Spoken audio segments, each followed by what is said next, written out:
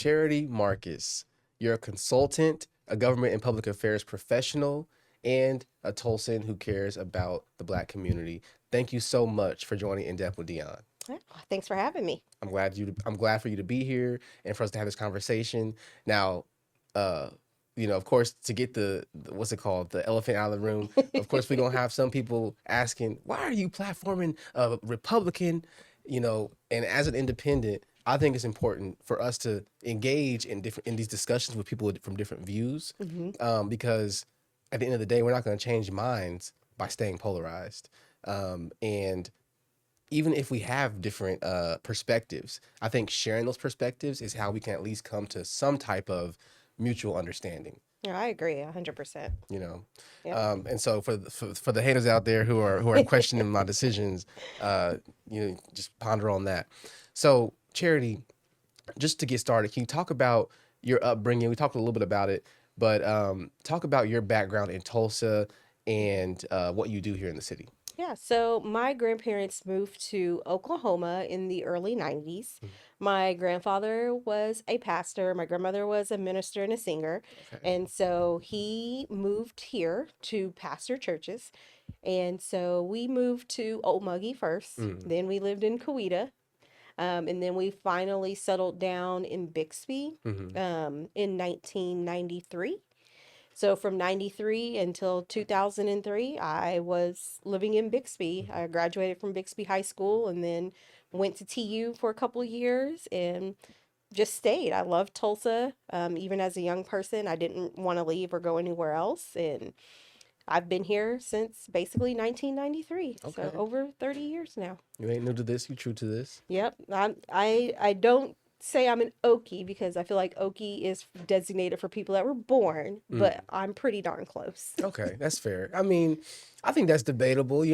If you are given years of your time and resources to, a state, I feel like it's fair to Yeah. call you an Okie. But I get it. I get it. So I feel like our first interaction had to do with Black towns during the really during the centennial year, the anniversary of hmm the Tulsa Race Massacre. There was a lot of effort underway, not just in Tulsa, but in other communities around the state. Of course, you know that Oklahoma is home to more all Black towns than any other state in the nation, thanks to our unique history with the tribes and Black people moving here from the South. Yeah. Um, you were part of efforts to help revitalize some communities, some Black towns here in Oklahoma, and that's where I first connected. Right. With when it comes to Tallahassee. Can you talk about, and if you want to just speak generally, um, why did you decide to get involved in the revitalization efforts, and why do you think it's important now for Black people, especially young Black people, to know the history of these Black towns and to support them today?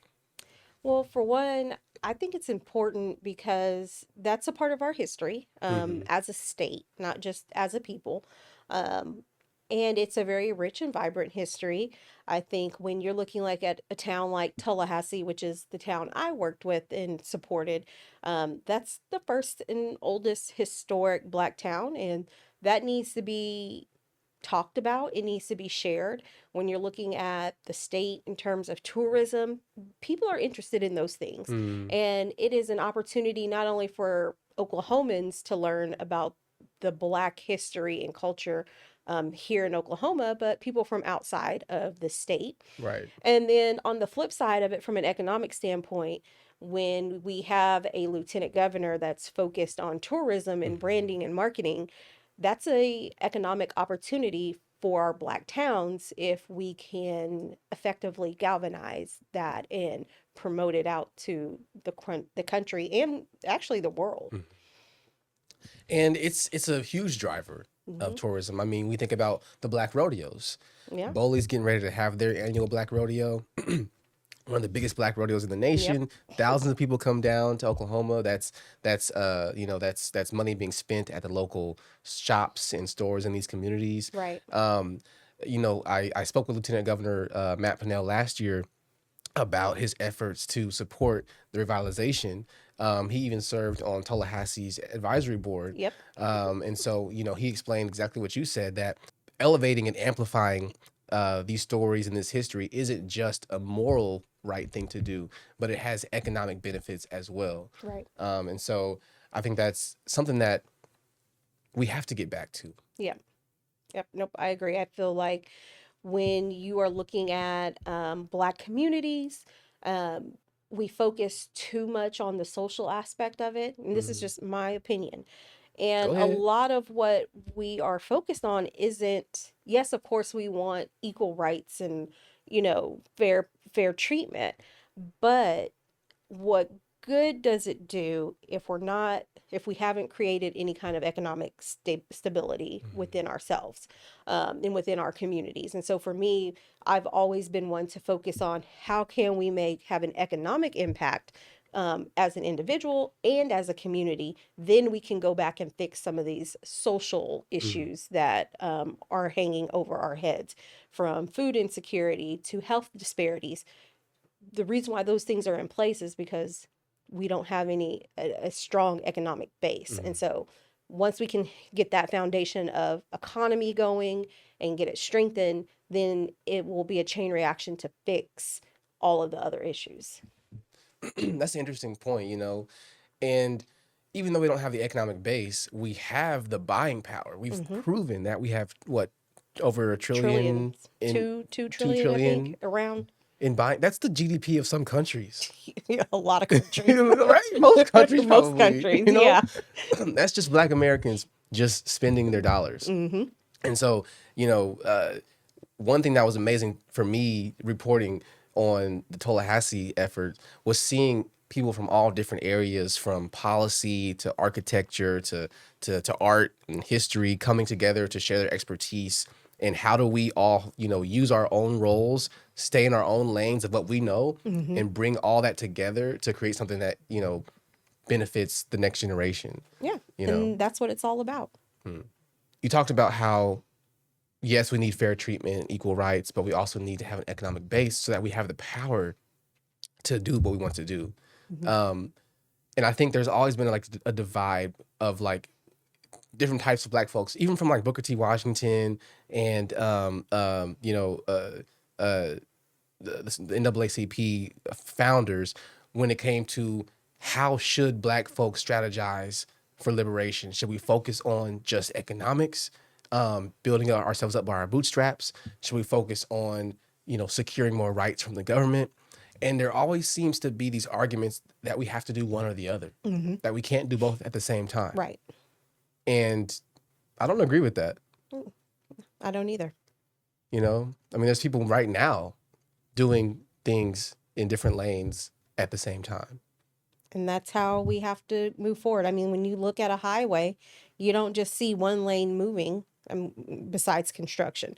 Right. But when you look at a three-lane highway, there's three lanes all moving forward in one direction. Mhm. And it doesn't mean that this lane is wrong or that lane is wrong. It just means all these lanes are moving, doing their own different things. And that's how we need to operate. But for some reason, as a community, we're just quite not getting there yet. Mhm. So I want to talk more about your background, and as a consultant, that's one of the ways that you kind of tapped in and supported Tallahassee, for instance. Mhm. What do you do as a consultant? How did you become a consultant? And what does all that entail? So I do when I say consultant, I have a multitude of things that I've done over my time. I used to do, and I still somewhat do it, but business and nonprofit Mm. consulting. So I really did a lot of focus early on in helping other entrepreneurs get going, helping small businesses, helping people start nonprofits. Mm. And then I also, for a short time, did the PR and branding and consulting, with various companies on that. And then my bread and butter, my love, which is the political consulting, helping people get elected to office. And then on the backside of that, doing government affairs for Mm. organizations. And so for me, when I started with Tallahassee, it was about taking all of my experiences, all of my network, and the people that I know, mainly on the political side, um, to help build bridges for Mhm. Tallahassee where those bridges had been burned down. Yeah. And for a town, politics and government is very important no matter how you shake it. Having those relationships between city and county, city and state, city and your federal government, those are very important relationships. And so for me to be able to step in and work with the mayor on, okay, let's go and rebuild this relationship with Mhm. Wagner County, Yeah. the county commissioners. Okay, let's go and go look at the Wagner County Economic Development Authority. Mhm. And so we were able to go in, rebuild those relationships with the county. And I can tell you, as me walking in as a consultant and talking with county commissioners and other county elected officials there, they were like, "Oh, you're from Tallahassee?" They were happy to see me. They were happy to see the city manager that was Really? there at the time. They were like, "Yeah, we haven't seen y'all in a long time." And they're like, "We're glad to have you here." And so they started engaging with us. And then we were like, well, this is what we're trying to do. And they were like, oh, well, you guys need to present to the Economic Development Authority. And the city manager at that time and myself, we started going to the Economic Development Authority meetings. And they were like, we love what you guys are trying to do. We Mhm. want you all to be successful. So they were like, we'll help you be successful. And they literally they funded our audits for the city. Wow, I had no idea. They paid for them. And then they were like, well, once you get your audits done, we'll go back and look at how else we can help fund you all um, for your economic development projects. Wow. And it is interesting, the mayor was shocked. She was like, when I became mayor, we didn't these we were thought that they didn't like us, and Mhm. there were bad relationships between the previous people that were running the town and the county. I And see. so now they have that working relationship. And then of course Matt Pinnell, our lieutenant governor, he Mhm. was one of the first people I called as well too. In my office downtown, I called him and was like, hey, I want to talk to you about Tallahassee and how we can work with your office on tourism. Like this, at the end of the day, this is our historic black town, it's the first one, and he was on board with it. Um, and he came in as as an advisor, and his main focus was, again, the tourism and the economic Mhm. development aspect of those things. And so that is where I mainly operated in, as Yeah. well as being able to connect the city manager and the mayor with people on the other side, on that business side of things. Building relationships at OU. They built relationships Mhm. at Yep. OSU, Langston. Yep. Like you said, there were architects coming in, and so it was really about just making those connections and helping to rebuild their network, Mhm. so that they can continue to grow and advance on the things that they wanted to work on. That's one thing I respect about your work and just people who have the ability to make those connections because, like, you know, I definitely can be set in my ways or like if I have an idea of something and I feel that I'm right, um, uh, I definitely can be more like a bull in a china shop. I am a Taurus, I don't know if that has anything to do with it, but um, I have learned over time the value of being strategic, Hmm. um, um, picking your battles, and compromise. Yeah. Because at the end of the day, your work helped to amplify resources, attention, and advocacy for the first all black town in Oklahoma. And regardless of the people in those rooms and their personal political views, they all came together to Yeah. make that happen. Yep. And you'd be surprised when you stop allowing yourself to be steered by party politics, Mm-hmm. that there are people on both sides that genuinely want to see other people in our state be prosperous. Not everything is about politics. Mm-hmm. And so that's one of the things that we miss out on when we just put our blinders on and be like, we're only doing over here. there's so many opportunities that we miss out on. Because if True. you think about it, if you, I'm assuming, I think she is the mayor of Tallahassee. I'm pretty sure she's a Democrat. But let's say if she had those blinders on, I could never work with her if she really thought like that. How would I be able to work with her? I'm a Republican. If she had the blinders on, she'd have been like, oh, I don't deal with Republicans. Mm, And that would have been that. Well, how could you move anything forward if you're not willing to put the politics aside and say, okay, we have this common goal. We agree on this. So let's work on this right. together. Right. Everything else, we're not going to pay attention to that right now. We're going to focus on the things that we do agree on and the things we want to advance forward together and move forward in that manner. Mm. And it's not always easy. Mm-hmm. I think it's something that you have to decide what you're willing to compromise, right? Right. Because there's certain values that, the human rights, right? Yeah. That um, I would say should be universal across party. And there are certain things that, just as Americans, we believe in our right to self-defense. Right. That's something that goes beyond party. We want to see our children do well and be healthy and have what they need. Like, that's something that everyone wants. We Mm-hmm. all want to be able to provide for ourselves and to know that we're going to have a roof over our heads. Um, but let's get into the differences Yeah. because, let's be honest. I am a progressive independent. I, probably disagree with the vast majority of your political views. I have not agreed with many of the candidates that you have supported, Mm-hmm. but I haven't ever been shy about where I stand. Right. Right. Right.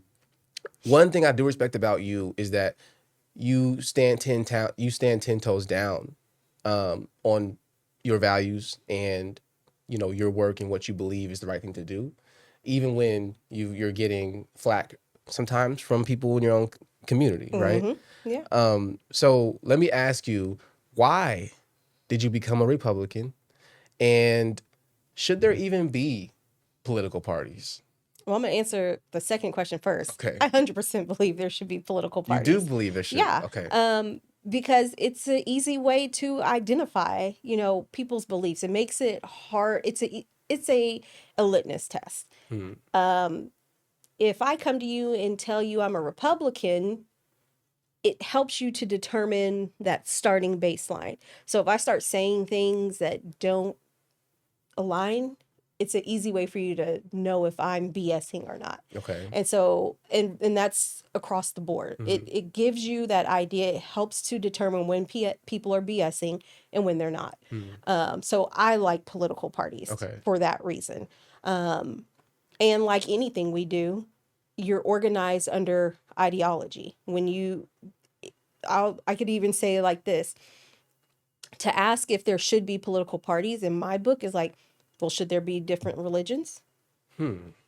Like, it's all ideology. Interesting. Christianity, Buddhism, Islam, those are all ideology. It's religious ideology, Hmm. but we coalesce around that. And when somebody tells you I'm a Christian, that helps you to identify Some of baseline their, values. yeah. Same thing with politics. Whenever you have political parties, it gives you that baseline of what they believe in, Hmm. and those standards that they should abide by. So that's why I believe in those things. Okay. Um, Fair. I became a Republican in my mid 20s when I grew up. I was like, doing what 20 somethings do. Like, you party. I was going out every weekend. Now, I was living in Dallas too during this time. So I actually had places to go out to. Dang. No, So when I she say I didn't. was going out every weekend, it's because I was in Dallas, not here. And so one day I was just flipping through the TV and ended up on C-SPAN, and Hmm. they were arguing over Obamacare. It had already been passed. Okay. Right. And I just couldn't understand. I was like, what's the problem with this? Like, what's the problem with free healthcare Mm. at the federal level? And so at that point, I was like, oh man, I'm like in my mid 20s. I don't understand what I'm hearing and seeing. I'm like, I think I need to be like an adult now. Like, this was like, for me, politics was, okay, you start paying attention to politics and government when you Hmm. become an adult. Okay, I And so I see. was like, okay, let me take my next big girl step and start getting into this. And so, of course, I was registered as a Democrat because, like, That's what black people do. You're supposed to be a Democrat. That's Over what I've 85%, something yeah, like that. 90, you get into the 90s at that time. Mm, And so I was like, okay, well, let me just go and like first figure out what they're arguing about. And so I just got like the real basic skim of what Republicans were against in Obamacare. okay. On the most basic level of healthcare should not be federalized and that it's a states' rights issue. Like that should be something that's done at the state level. I looked at that and I agreed. Now, Mm, I grew up during a time where I had fairly extensive governmental training in education because that's what we taught in school. Not just the I'm just a bill, but we took government classes. Like we talked about some of these things. So I okay. had that foundation that a lot of kids don't get Yeah, nowadays. you didn't go to Lawton Public Schools. Yeah, yeah. Well, in Bixby, we were taught government. Okay. And so I was like, well, yeah, that makes sense. That should be a states' rights situation. I can see why you don't want it federalized. So then I was like, well, let me go back and look at the parties Let me see because, some other things and let's see. yeah, like, let me go. And so I'm somebody, when I look at my values and ideology, whether it's politics, religion, any kind of ideology, I remove people from Okay. the equation. Okay. And I just look at the values. So when I'm looking at Christianity, I'm not looking at Westboro Baptist Church people. I'm looking at the Bible and what does the belief value say. Mm-hmm. Same thing with politics. I'm not looking at Trump or Sarah Palin or you know Maxine Waters. Mm-hmm. I'm looking at the party platforms. Mm-hmm. And so I just put everything aside. I pulled up both party platforms side by side on the internet. And I was like, okay, second rights or Second Amendment rights. Yeah, I believe everybody should have their gun. Limited government. Yes, and I just kept going down and down the line. And everything I kept saying yes to Mm-hmm. was Republican. The majority of the stuff I was saying no to was Democrat. I was like, well, I'm clearly not a Democrat. And so I switched my party affiliation when I moved back to Tulsa in 2012. I was like, yeah, I'm not a Democrat. Like, I don't believe the majority of this stuff. And so, Did you have any type of like culture shock or like friction with anyone in your community when you made that switch? no, because, well, we'll put it this way.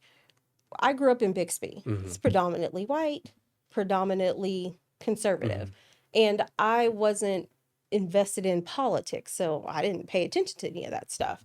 And then when I was living in Dallas, and yes, I was hanging out with mainly black people, Mm-hmm. none of us were talking politics. We didn't care. So that was never a conversation. Right. When I moved back to Tulsa and started getting involved in various communities, I mean, I just went and got involved with the Republican Party and I was around people that thought like me. But then also at the same time, when I went into North Tulsa, there were some people that had questions about me. I think not necessarily all because I was Republican, Mm-hmm. but because I was a new black person. Right. Like they question anyone who's not from Right. the community. So it was more that I'm not from the community. Mm-hmm. And then on top of, I was a Republican. Mm-hmm. However, something that I did and the type of person that I am was I could have quashed all that and just said, oh, y'all, my grandmother is so and so. And that would have ended all that right there. But I didn't. I did not. Whenever I went into North Tulsa community, I never mentioned my grandmother unless somebody specifically asked me. Then I would tell them who she was. And then they would be like, oh, girl, why didn't you say that to begin with? That was it. It changed people's tune very, very quickly. But I wanted to one, get involved and engaged and make things happen for myself, for me. Outside of, Yeah, yeah. not because I'm throwing around my grandmother's name, Right. but because I'm doing it. So whenever I achieve something, it's because I did it. Oh, not because, oh, well, she's such and such's granddaughter, and that's probably why they let her do that. You want to earn your own stripes. Yeah, I earned my own stripes, and I'm just that type of person. It was so funny because when I was helping with the Greenwood Chamber, when Sherry Gamble Smith was there, she I don't know how we ended up talking about it, but maybe like 6 months into us working together, once I told her who my grandmother was, she was like, "You should have said that from the beginning." And I I wouldn't was have been like, side-eyeing you. I was just like, oh, she was like, "You need to be telling everybody." And I was like, "Nah, I don't want to." That's respect. I Um, respect that. so I earned it. And so, I mean, now there's people, I'm pretty sure there's certain people you can go talk to in North Tulsa and you try to badmouth me, they're going to be like, hold on. She's done more for North Tulsa as a Republican than all of y'all put Mm, together.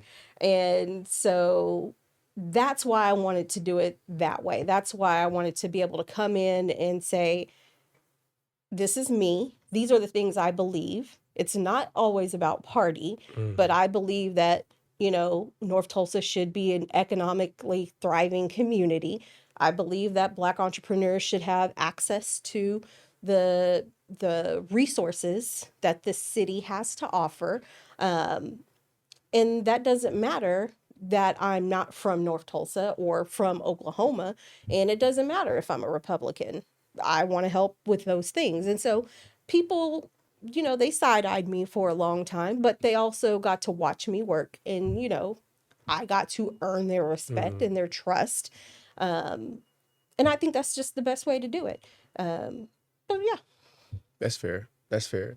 I can respect a Republican who is honest with me from the jump much, much more than a liberal who is a chameleon depending on what room they're in. Yep. And I've come across so many of that. You Mm-hmm. know what I mean?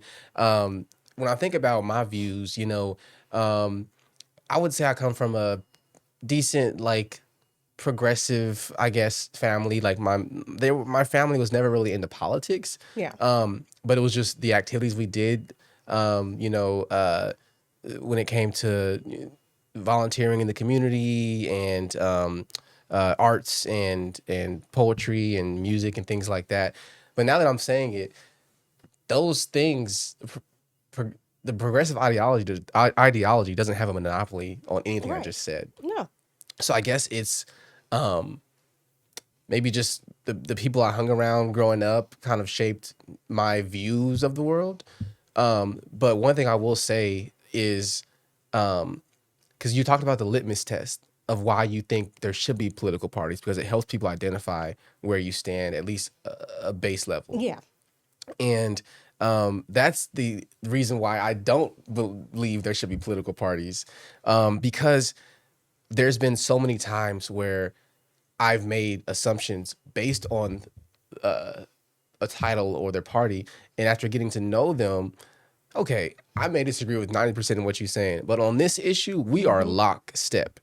Like I'll bring up JJ Humphrey, for I instance. love JJ. Oh my gosh.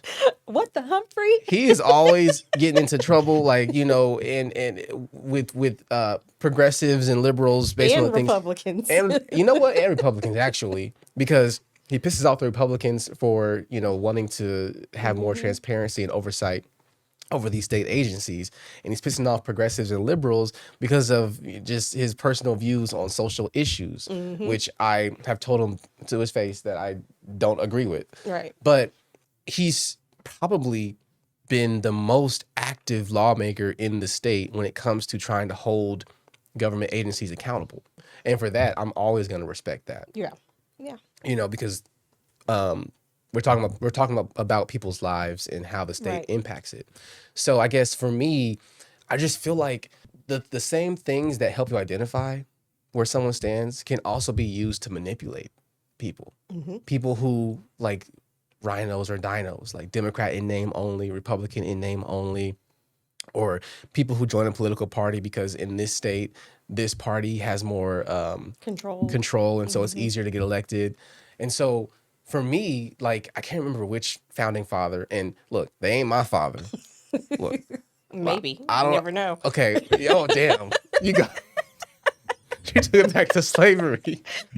Look, somebody in Virginia did do something with one of my enslaved ancestors, so you might be right. But you know, some of those founders were worried about, just the polarization that can Hmm. happen when political parties become more important than the issues that they're Representing. representing. Hmm. And I feel like it's become to a point where now it's a team sport where, you know, it doesn't even matter. You're not going to even open that article. But because as soon as you see the headline and what the political party, you've Hmm. made all the decisions about what took place. Yep, I agree. I agree with that. How do we get past that? So, and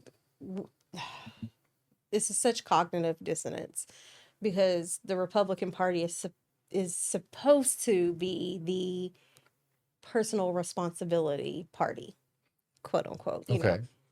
Everybody's responsible for themselves. Hmm.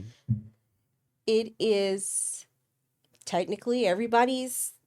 If you choose to do that, then that is on you, Hmm. so to speak. Like I said, it is a baseline.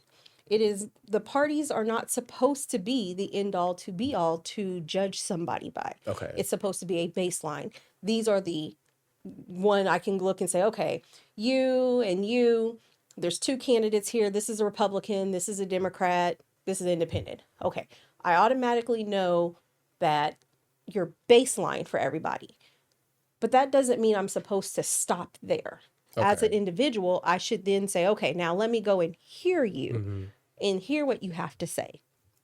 Um, but unfortunately, like you said, people have just basically cast away their personal responsibility over to political parties. Hmm.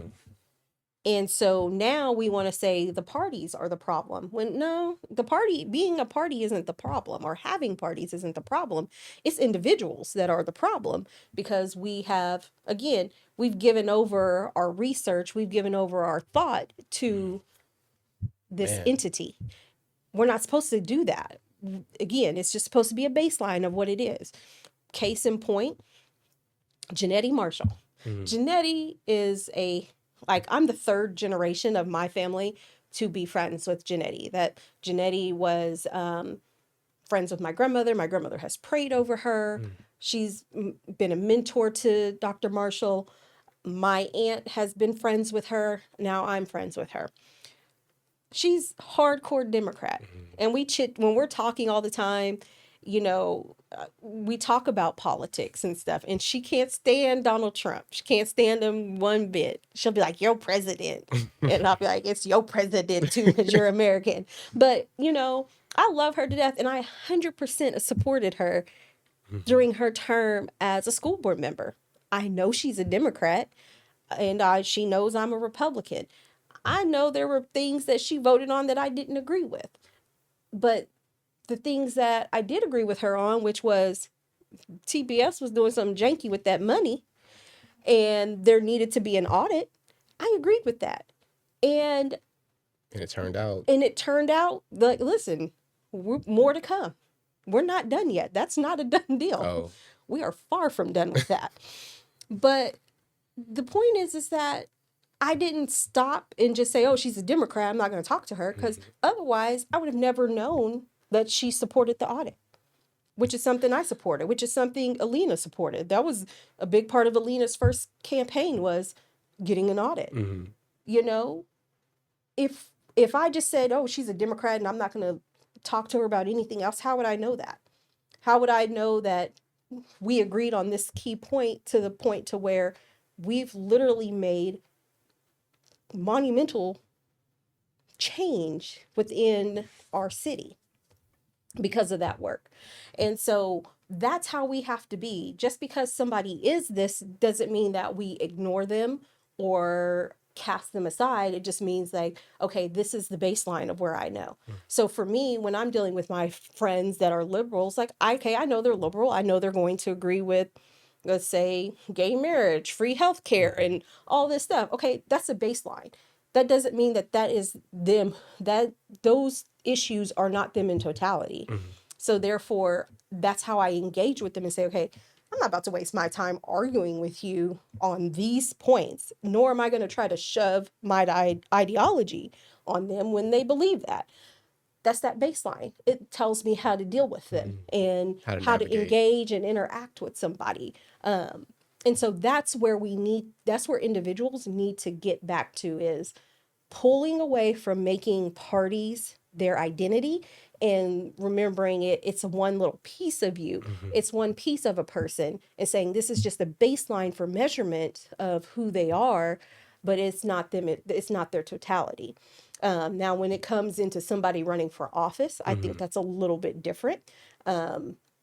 I think you do judge a little bit harsher, just like in religion, in Christianity. We can be Christians, but we're going to judge our pastors a little bit Right. harder because they're Representing. they're representing, they're claiming to be that leader. So then you further use the party to get a better measuring, to up the measuring stick of their values and their beliefs, to make Mm. sure that they embody what they're representing.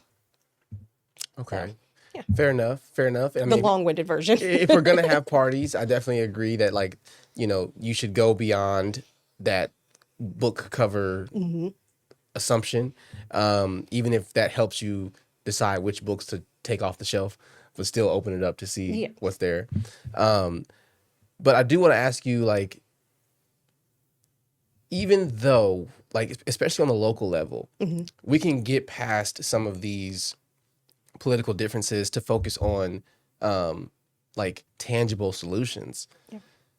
How do you deal with, respond to, or just take in the criticism when, as a Black Republican, there's going to be people who see you as the same as they see Trump, just because, even if you may not agree with everything Trump says or Hmm. does, just because you are aligned with that party, they're gonna have their views that they have of Trump is going to kind of be Shape their views of me. exactly.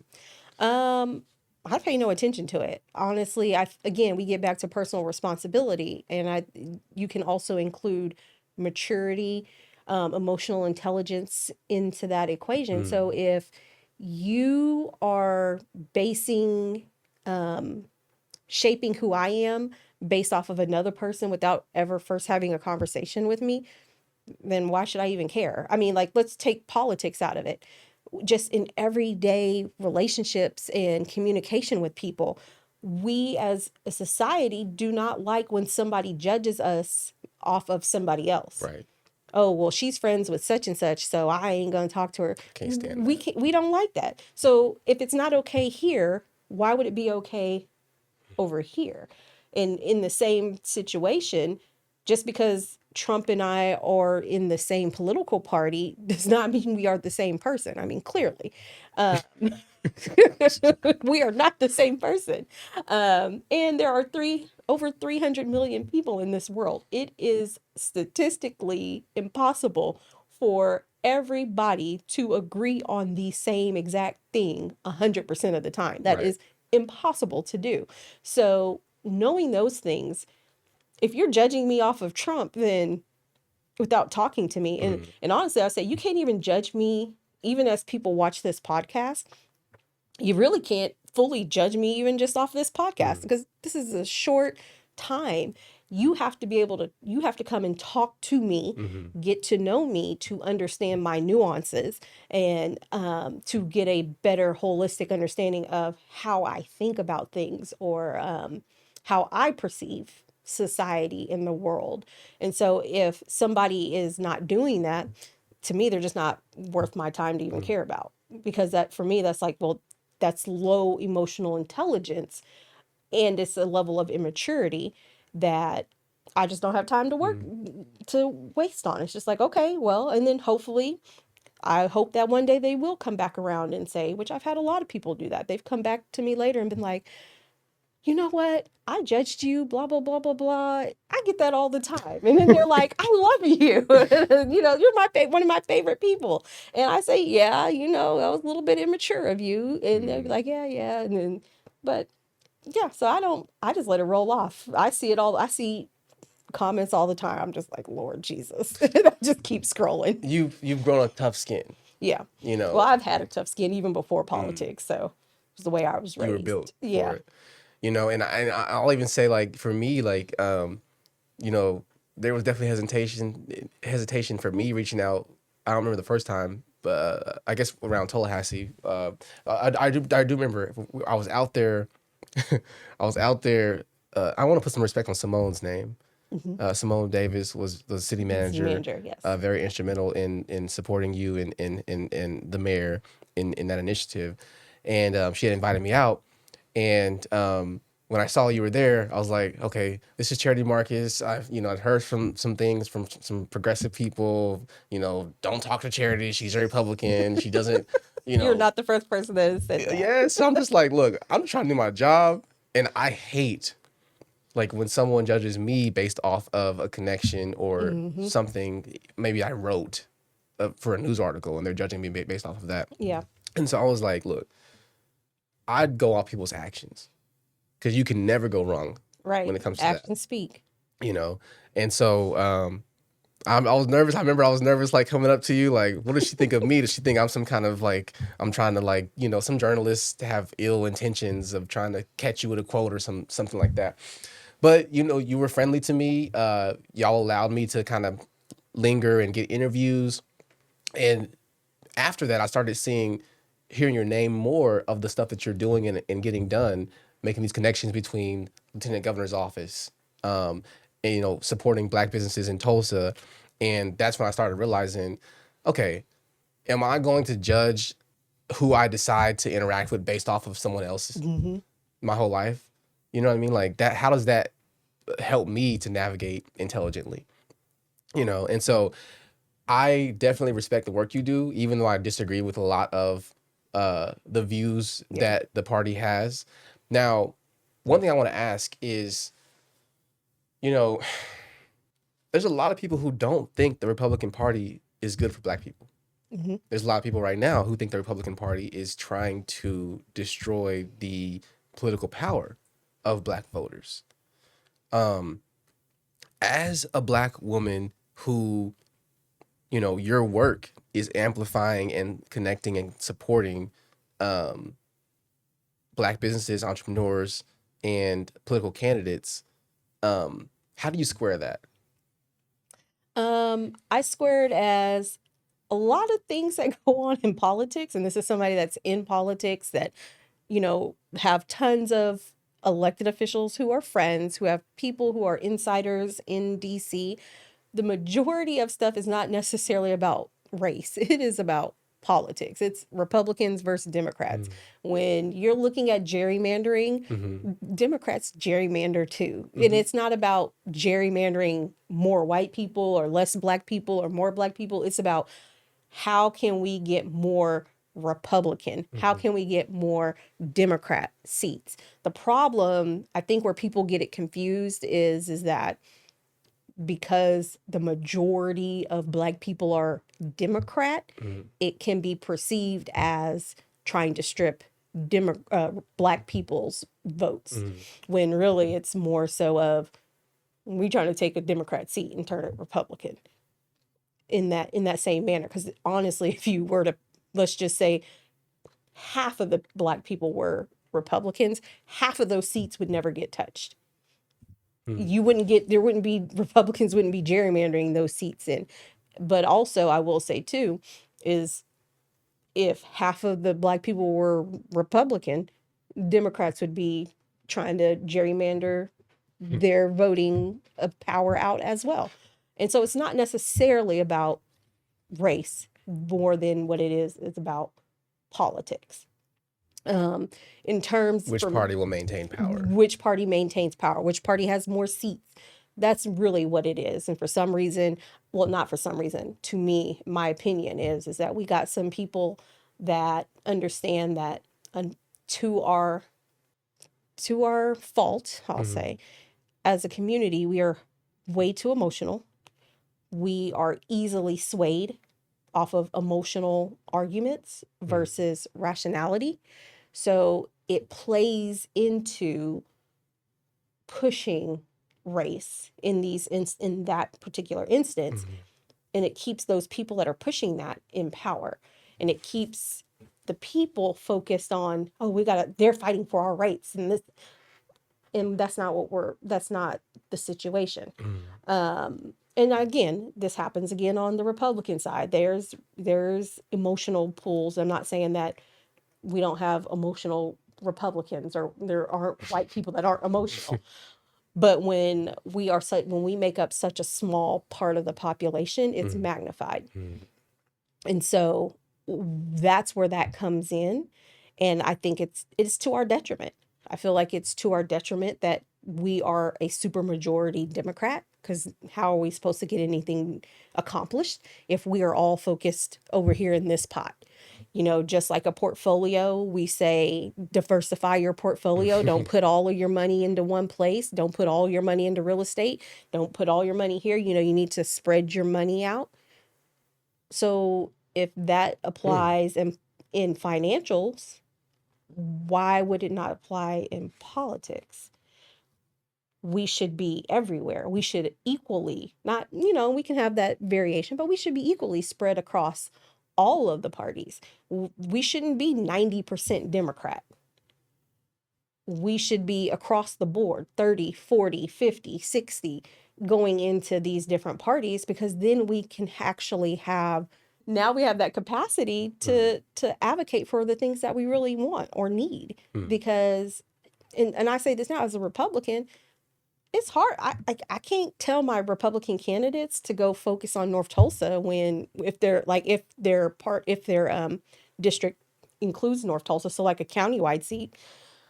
Why should I tell them to go focus on North Tulsa? Because they're not going to vote for you. I don't. it's kind I of like a waste of your time in their minds, or like in your mind as a consultant It for an is a area hundred that's. percent a waste of my time. My goal, people pay me to win. They're paying me to give them strategies to win. And at the end of the day, and I don't want to ignore my community, but if I'm trying to get a Republican elected, it's not good strategy to go have them talk to a community of black people that ain't gonna vote for him Mm, because he or she is a Republican. You're not gonna even listen to him. I got to go get votes at the end of the day, and the demographic is showing me you're not the votes I can mm, get. So that's a problem. I and so for the black community, we need to diversify ourselves more. mm. We need to be more okay with being Republicans, and we need to have more of us. So then when I do have a countywide elected official or candidate, I can say, well, there's 20% of there's in the black community in North Tulsa, 20% of the community is Republican. That 20% will make a difference. Mm. I can definitely see the argument of, if we diversify the parties that we belong to, it gives them more of a reason to, or more of a need Mm-hmm. to come for our votes and, you Hear know, us. hear us and Mm-hmm. deliver on our demands. Yep. Um, but in the from a theoretical standpoint, I get that. But from a practical standpoint, you know, a lot of people feel like the Republicans are trying to bring us back to a new form of Jim Crow. And I know that it's easy to politicize things. And so, from your point of view, I'm sure you don't agree with that. No.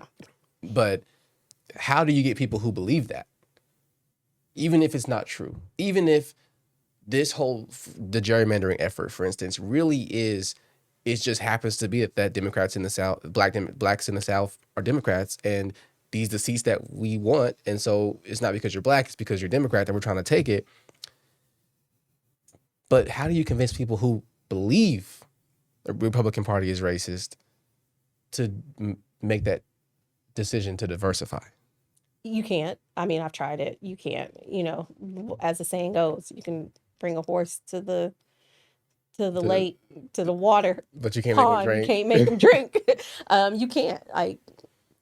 People have to choose to come to that, epiphany themselves. If they don't, then they just don't. Unfortunately for us, because we are such the small minority, if we don't ever figure it out, we're going to continue to stay in this Mm, state we are as a community. And it is unfortunate, but I mean, I've tried it. I've had so many conversations, so many. And we've talked about that. I've brought up that very argument that mm, we need to be diversifying. We all of us are needed. I've been an example. I mean, there's people that pick up the phone and call me regularly and say, "Hey, Charity, I need your help. Can you connect me with this person or that person or do this or do that?" I've And reached out they, to you asking for a connection yeah, for an interview before. Yeah. And you guys are reaching out because I'm the Republican in the group. Mm. You know, at the end of You're the day, the I'm black friend in the group. You're the Republican in. the black Republican in the group. But think about if we had 20 or 30% of us that were Republican.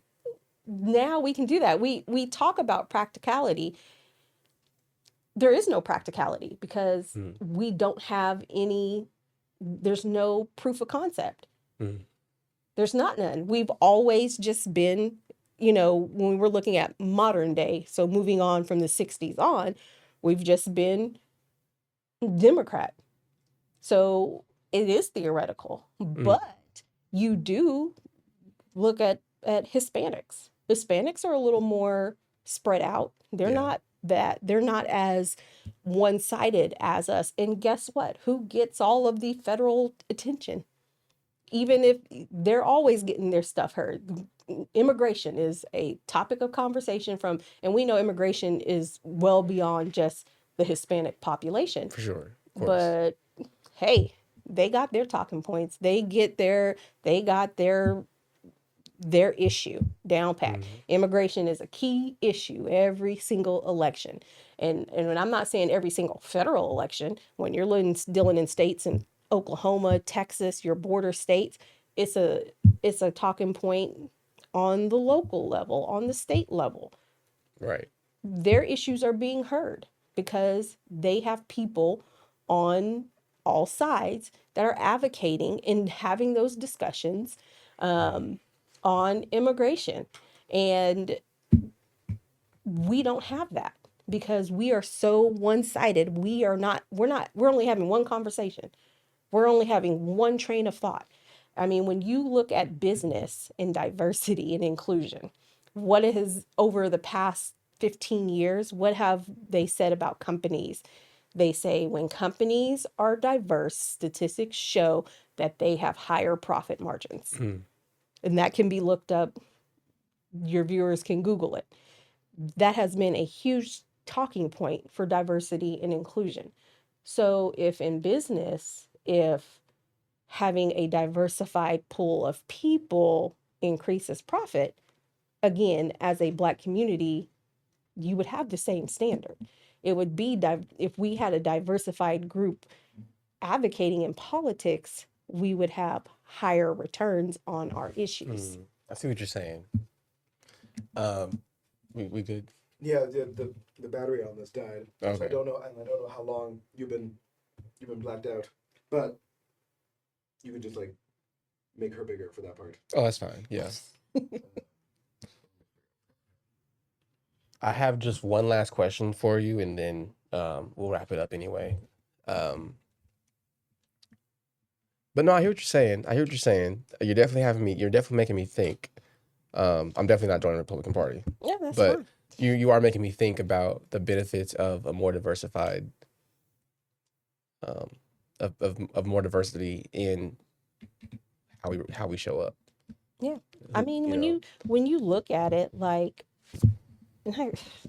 Trump, I feel like there should be college classes on, I call it the Trump effect, Mm. because before this man ran for office, Black people loved them some Trump. Like Trump was the man. Like that was their dude.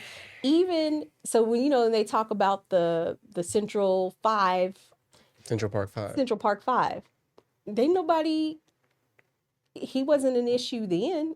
Before he ran for office, nobody cared about the Central Park Five or whatever his thoughts or beliefs Mm-hmm. were. They were trying to be in Trump Towers. They wanted him to come to their parties, all of that stuff. And then just the fact that as soon as he ran for office, he became this whole racist that the Black community hated. How to the point to where we hated him so much that we couldn't even see what good was being done. Like at the end of the day, the man gave the HBCUs a lot of money. True. He funded our HBCUs, what, 100 mil nearly? 100 mil? You passed the Ish. First Step Act. There's stuff that was being done for our community. And again, and I get it, there's this balancing act that we have to do as people where, like you said, there are some standards that you do have to, that you do in principles that you're like, I do have to, Stick to those. stick to those. But you can stick to those at the same time and say, at the end of the day, I don't like the man, but oh, okay, he is doing these positive things that for directly for our community, Hmm.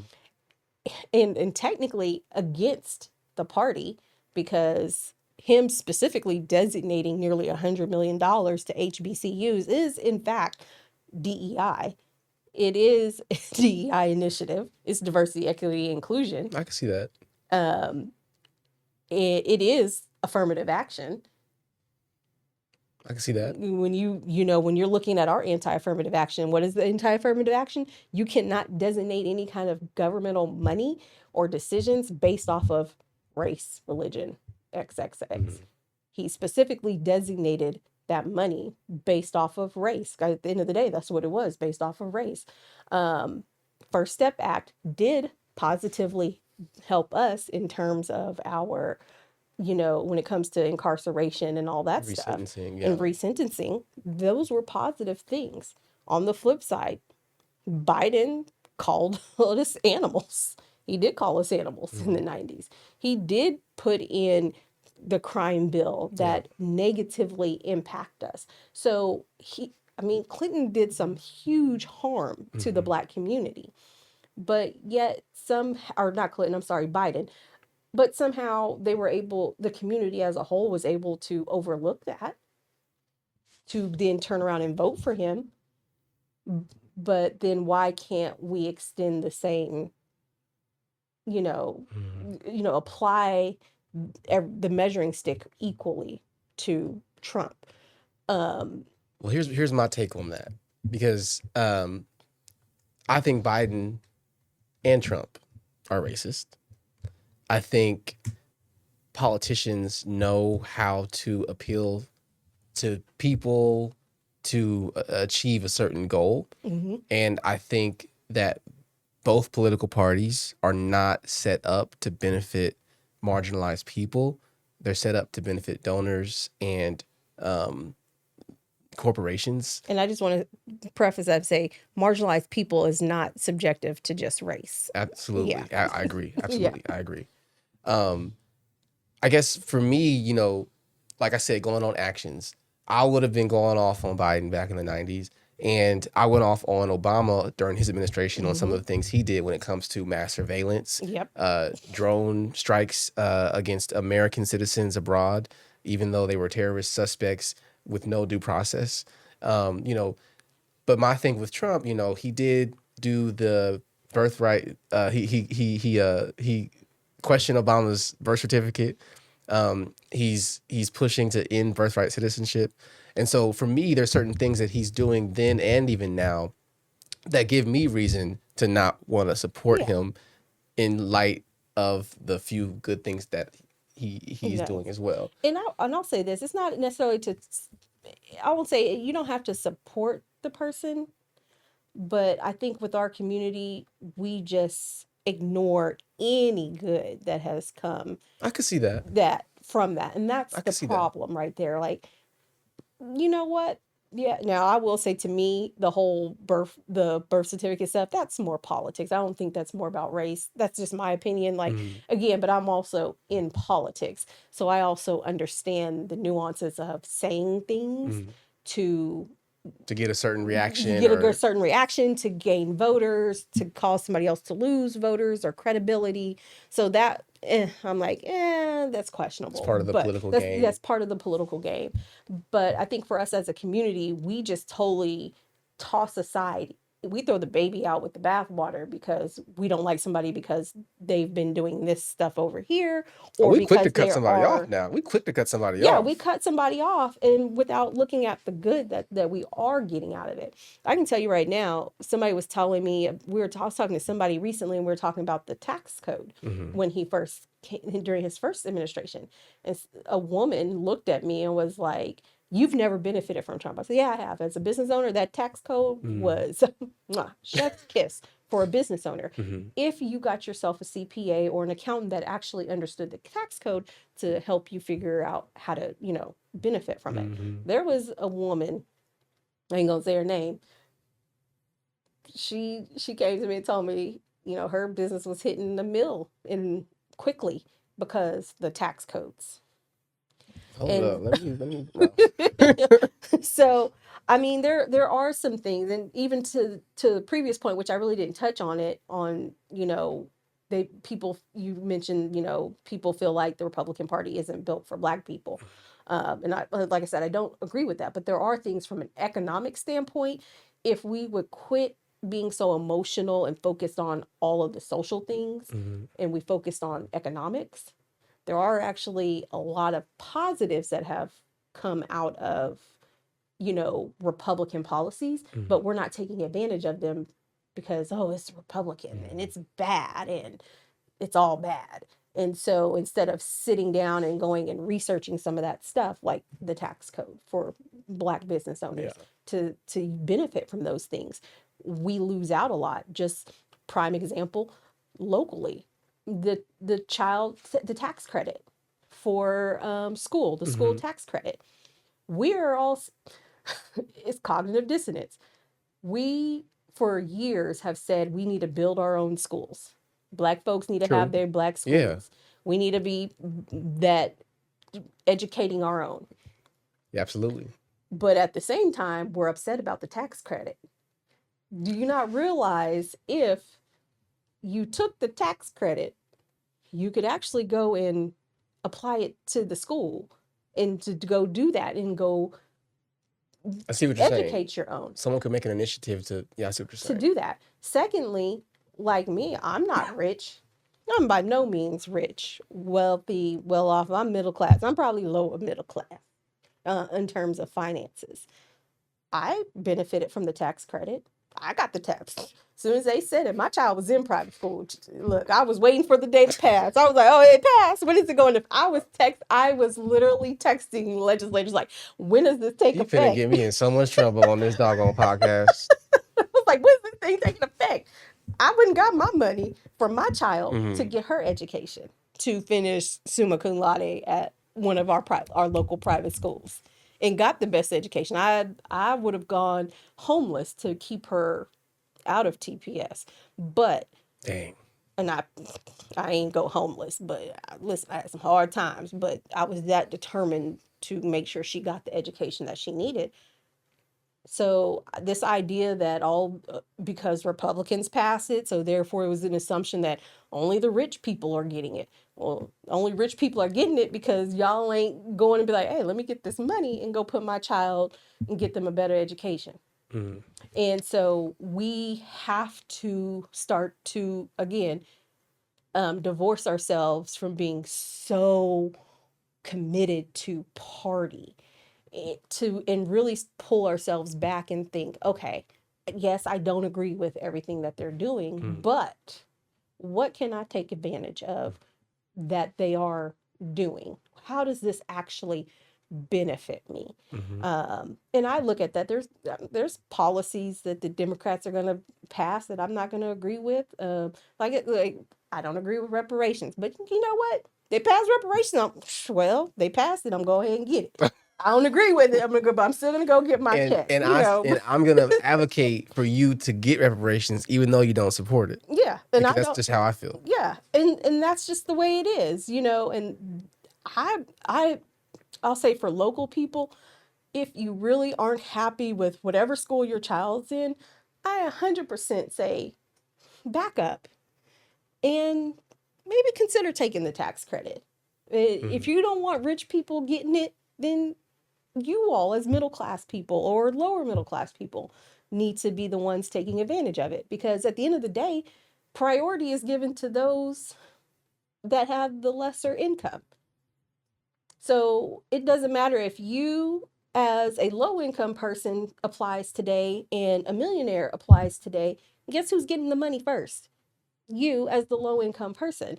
So we have to, yeah, we just need to reevaluate some of our stances on stuff, and really take advantage of the things that are out there and some of these policies that are there to have positive economic impact for us, or to ease our some of our economic burdens, or to help with our educational standings. You know, I love public school. I, I'll, it's a necessity, but you know what? School choice is a good thing. We can't sit here and say we want to teach our own, but then be upset that we didn't get school choice policies. Because at the end of the day, well, if you want to teach your own, you're removing your child out of the public school. Mm. So, how can you say you want to teach your own, but then be upset when school choice policies pass because it hurts public school? Well, if you have the opportunity to teach your own, you'd be taking them out of public school anyway. I get what you're saying. So I'll leave it at this. There was a time where I felt I wasn't supposed to make money, where I felt making money was bad. Like that I'm not a true progressive Mm-hmm. if I'm trying to have a business or trying to provide for myself. I'm telling you, I Charity. know. I'm telling you, Mm-hmm. I passed over opportunities, higher income. Oh, I'm not working corporate because then I'm not real progressive if I'm working corporate. When I tell you, it took me, it took me years to realize how asinine that mentality Mm-hmm. is, because many of the progressive leaders, Or billion millionaires, millionaires billionaires. plus, Mm-hmm. you know, and so for me, I guess where I see things now is it's really about who you want to be, Mm-hmm. and that looks different for every person.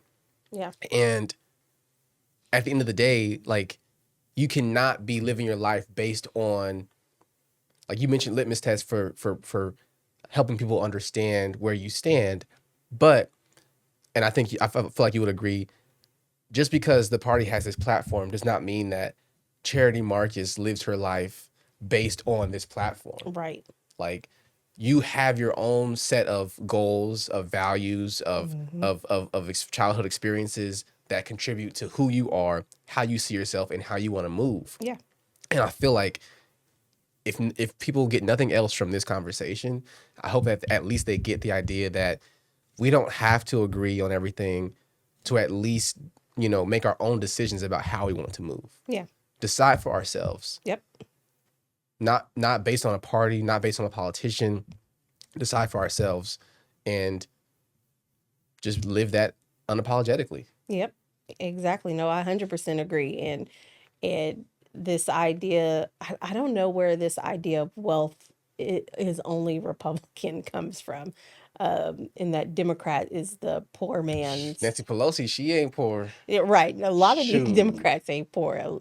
You know, when you, I'll put Even this Bernie. from a political standpoint. So the state of Virginia, they have unlimited campaign donation. Yeah, Really? unlimited. And a couple of years ago, we brought in Winsome Sears at the Republican Party as one of our guest speakers for a Mm. fundraiser. And so they were telling us their campaign donations is unlimited. I was like, man, Oklahoma needs to get unlimited campaign donations. Oh, that would make my life so much easier. But then I paused. I was like, no, there's too many rich Democrats around here. I said the Wow. Democrats would be Really? hand over foot. Oh my goodness. Could you imagine? Oh, So you well, know you the can't. real. Yeah, I was like, never mind. I'm happy with what we got, because as much as I would love to have unlimited campaign donations, I was like, nah, these Democrats too rich around here. Really? Well, Yeah. they don't seem to be so that is part. I mean, like, if there's so much money, why are there like 30 Democrats in like the legislature? Like, it's like 28% Democrat, almost 80% Republican. Hmm. How are they getting their butts kicked so bad? Because y'all ain't putting out good candidates. Hold That's on the, now. not y'all. Okay, I'm an I'm saying, I independent. know, independent, but I say y'all, I mean, Democrats ain't putting out. At the end of the day, people just don't like the policies that Democrats are pushing right now. Um, Heck, I mean, Adam switched parties. Adam was like, he looked around and was like, I'm not So you trying to get liking me in this. trouble? You name dropping like. He's running for office. And What? and What? he never responded to my question of why he switched parties. But you're saying that The policies. And look, for Adam, here's a few things. It's funny because he was told, don't talk to me. really. Yeah. Black man was told, don't talk to me. Um, he was told not to drive his Cadillac because it looks too rich. And I kept saying, and Adam, you'll have to forgive me. But we had this conversation. I think this is an okay conversation. Every time he was like, man, I got to find another car. We're going to have to drive your car, or, your other car. And I can't be driving my car to go knock doors. And for a minute, I was like, what is he talking about? And I just didn't understand it. So recently he explained to me, he said, well, people within the party, they said I couldn't, when I was running previously, I couldn't drive my Cadillac because it looks too rich. I said, you got a Cadillac. That's a normal car. Yeah. There's nothing rich That's a about that. black folks been driving Cadillacs Cadillacs for, yeah, just like that is decades. a middle class, regular middle class car.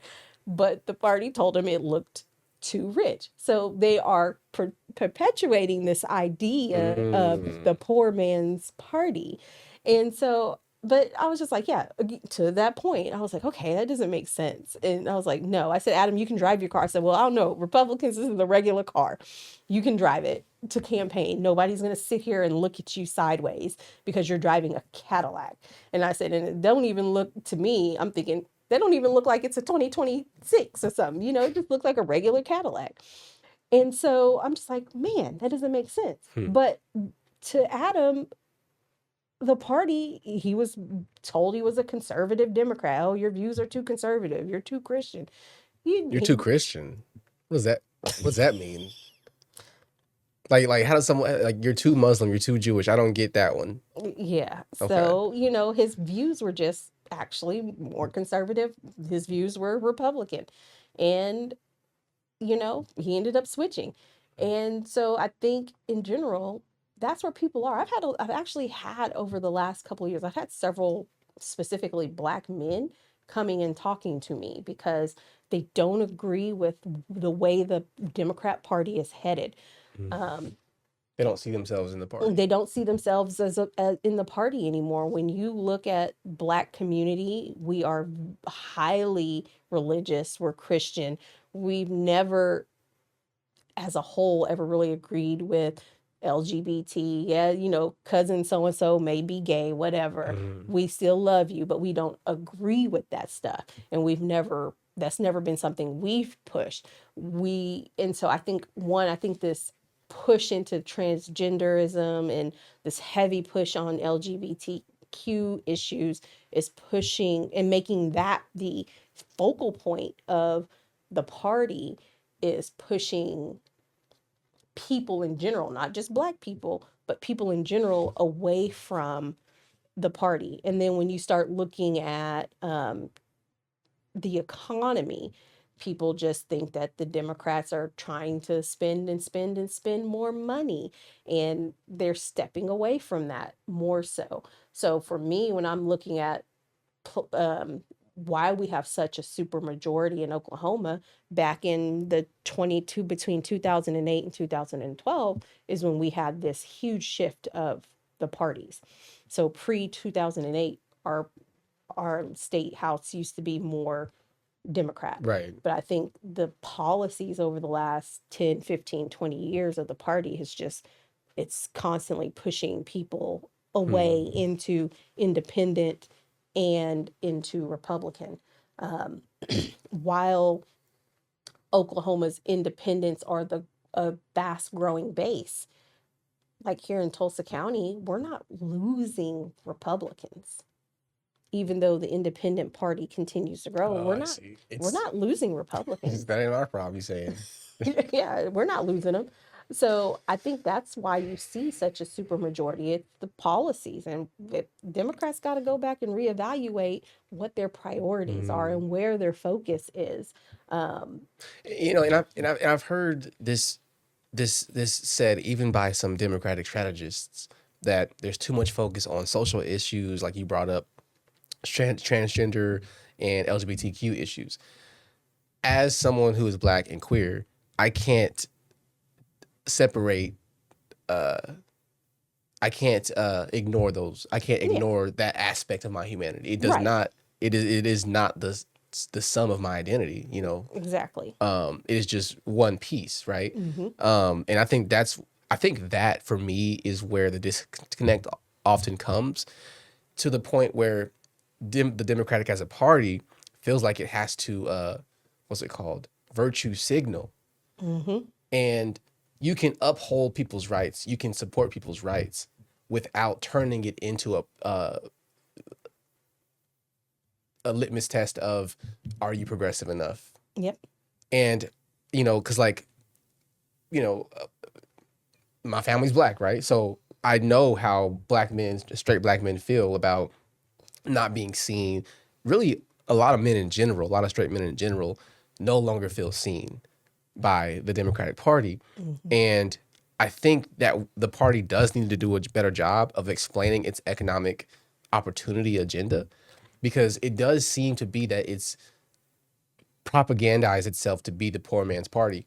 And if you're someone who doesn't want to be poor, Why would I vote for this? well, you know what I'm saying? And so Right. I get that 100%. Like, there's aspects of the Republican Party that I've supported when it comes to needing to be able to balance a budget, and not going Mm-hmm. above the means of your budget.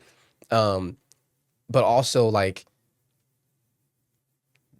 when it comes to personal accountability, I think that personal accountability is not a bad thing. Like, we all need to have personal accountability. Yeah. I just don't think that should be the only thing. I think Right. that there are certain things that other entities are responsible for as well, like the government is responsible for upholding our rights and the public good, and Yeah.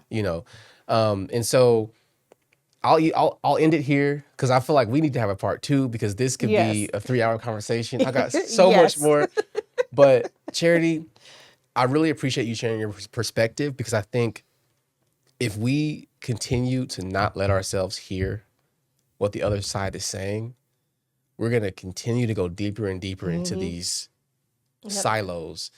And we've had how many assassination attempts at this point? Like, we're getting to a point where it is too dangerous not to engage and share Right. perspective. So I'm Right. really grateful for you, for choosing to come on In Depth with Dion. No, well, thank you for inviting me because you're not a Republican. You're progressive, so you shouldn't be talking to me.